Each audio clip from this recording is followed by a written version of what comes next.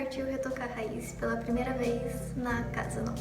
Oi gente, tudo bem com vocês? Bom gente, no vídeo de hoje eu trouxe pra vocês um vídeo tutorial como eu retoco a minha raiz e tonalizo o comprimento do meu cabelo. E gente, se vocês quiserem, eu trago também o passo a passo de como que eu faço quando eu vou mudar de tom no meu cabelo e eu uso a X de 10 volumes. Então, se vocês quiserem, peçam aí nos comentários. Se ninguém pedir, eu não sei se eu vou fazer, porque eu comentei com vocês que eu tava querendo descansar um pouco o comprimento do meu cabelo. Isso, gente, vai pro vídeo.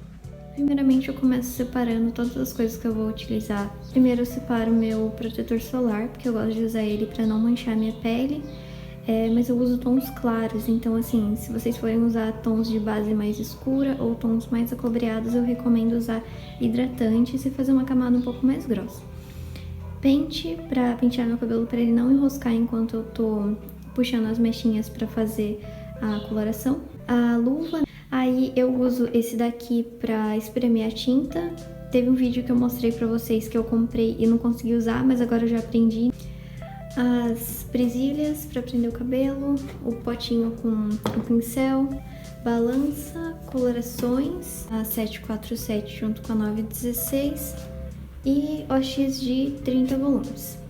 Tem coisas, por exemplo, a balança e o espremedor de tinta que não é tão necessário, assim, principalmente se você tá começando. Eu uso mais principalmente porque eu gravo vídeos e esse daqui para não gastar muita tinta, porque muitas vezes fica muita quantidade no tubo. Mas é isso, basicamente tudo isso que eu separo antes de começar. O meu cabelo tá sem lavar faz mais ou menos uns 2 dias. Eu acho que é legal, assim, a raiz ela não tá tão oleosa, porque ela pode prejudicar a pigmentação, né, da coloração. Eu divido meu cabelo aqui no meio, só pego bem a parte aqui mais alta da minha cabeça e seguro a mecha. Aí eu só puxo o que restou aqui e prendo. Aí fica assim, meio balançado mesmo, mas dá certo. Aí eu faço o mesmo desse outro lado.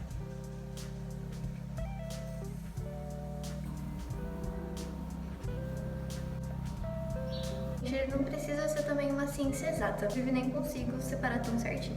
Bom, já dividi tudo, já penteei meu cabelo. Aí depois que eu parto pra fazer a mistura. A partir do momento que você faz a mistura, a tinta já começa a agir, então ela vai perdendo o efeito. Então é legal já tá tudo preparado pra depois começar a fazer a mistura. Eu já coloquei aqui as tintas, não me atentei e acabou não gravando. Então, pelo que eu percebi, a 747 tinha 25 gramas e a 916 tinha 20. Tinha um pouco menos, mas eu acho que ainda vai dar certo.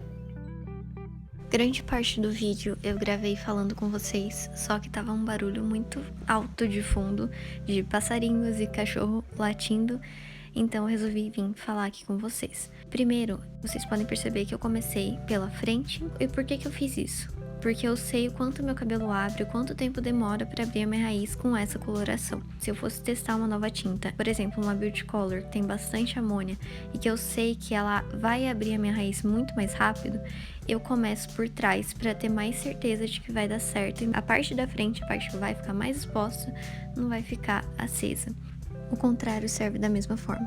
Se você achar que sua raiz não vai abrir, começa pela frente. Se acontecer de, por exemplo, passou 35 minutos, a sua raiz não abriu, deixa mais um pouquinho que ela pode abrir um pouco mais. Por mais que a tinta, a partir do momento que ela tá misturada com a OX, ela já tem um tempo de ação, eu sei por experiência própria que ela continua agindo por um tempo a mais.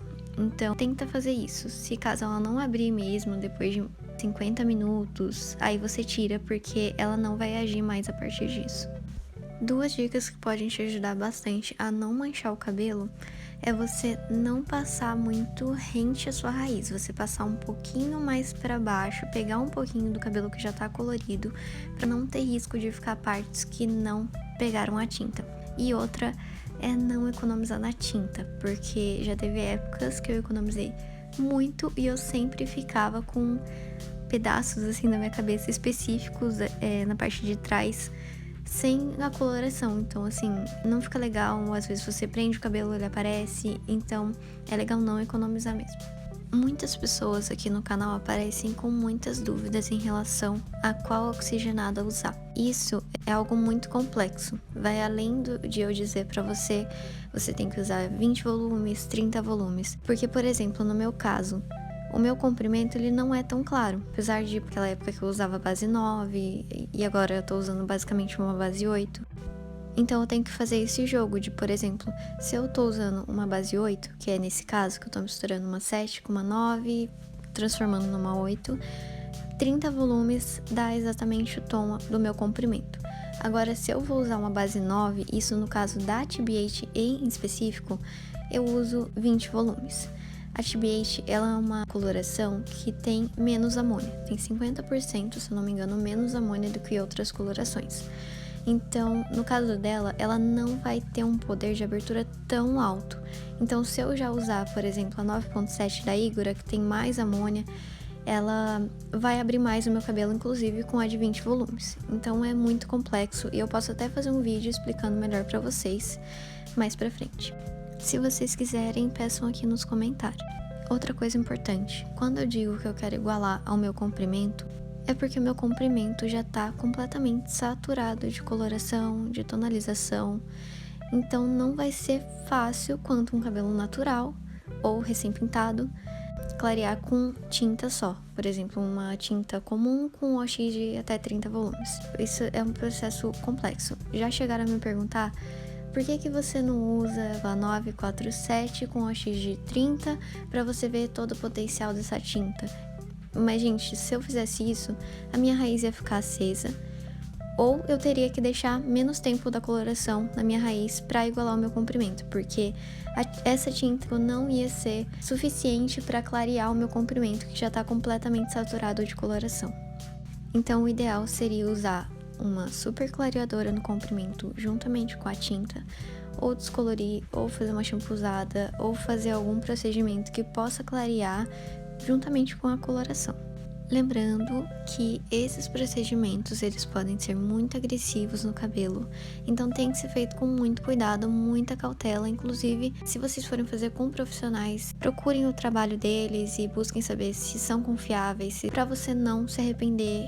A gente sabe que muitas pessoas, a maioria, tem um apego muito grande ao cabelo, então é muito importante você dar valor a isso, não fazer loucuras momentâneas. Eu faço isso às vezes, eu admito, mas não recomendo. Eu já mostrei aqui no canal como é que eu faço para aplicar a sobrancelha na minha raiz. Eu já mostrei aqui no canal como é que eu faço para aplicar a tinta na minha sobrancelha, mas vou mostrar aqui rapidinho também de novo. O que eu faço? Eu sempre fecho o olho para não ter risco de eu ficar cega e aplico na sobrancelha.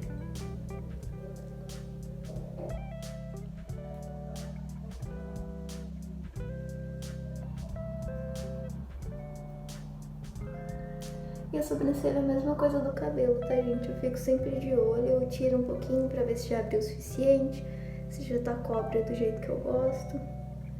Então é assim que eu faço. E eu aplico pra fora assim mesmo também, depois que eu ajeito. Vocês viram que eu penteio pra cima e pra baixo, pra pegar todos os fiozinhos do meu cabelo, da minha sobrancelha. Bom, é isso. Um método super legal para você não manchar a sua raiz, não deixar essa diferença entre raiz e comprimento no dia do retoque, é um pouco antes de dar o tempo da tinta. Isso se ela já abriu o suficiente, você pega um borrifador ou você vai no chuveiro mesmo, passa um pouquinho de água no seu cabelo e puxa essa tinta até as pontas.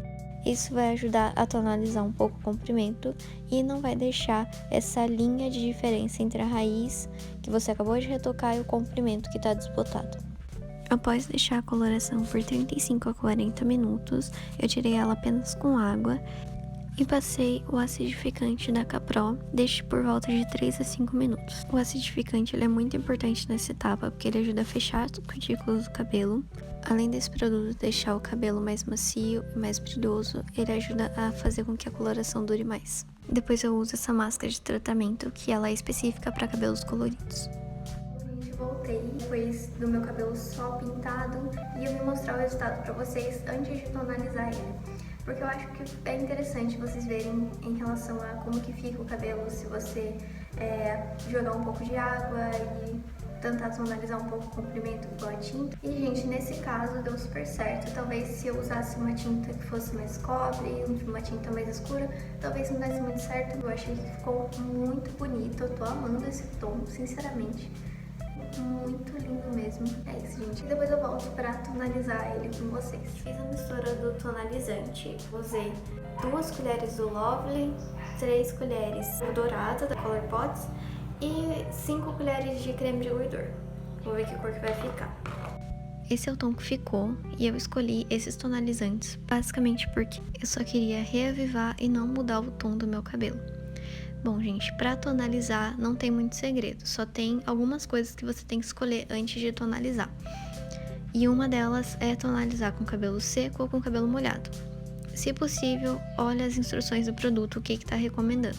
Mas basicamente, se você escolher tonalizar com cabelo seco, o seu cabelo vai absorver muito mais, porque ele não vai ter as partículas de água ali meio que atrapalhando no caminho. Então, seu cabelo vai absorver mais, vai ficar mais pigmentado e pode durar até mais. Agora, se você vai escolher um tonalizante que já é muito pigmentado e você tem medo do seu cabelo manchar, tonaliza ele com cabelo molhado, porque ele vai absorver menos e tem um risco menor de manchar, porque ele vai ter uma espalhabilidade melhor. Mas isso diz muito do quanto de produto que você pega para usar. Se você pegar pouco, vai manchar o cabelo, gente. Então sejam generosos com a quantidade de produto pro cabelo de vocês. Eu escolhi tonalizar ele dessa vez com cabelo molhado, porque eu não tinha muito tempo para esperar ele secar. Tonalizar a sobrancelha é algo completamente opcional, mas eu escolhi fazer dessa vez porque eu senti que ela ficou um pouco apagada, porque eu deixei um pouquinho a mais do que eu tô acostumada, que é por volta de 10 minutos, e eu deixei 15. Então eu achei que tonalizar ela pode reavivar um pouco a cor.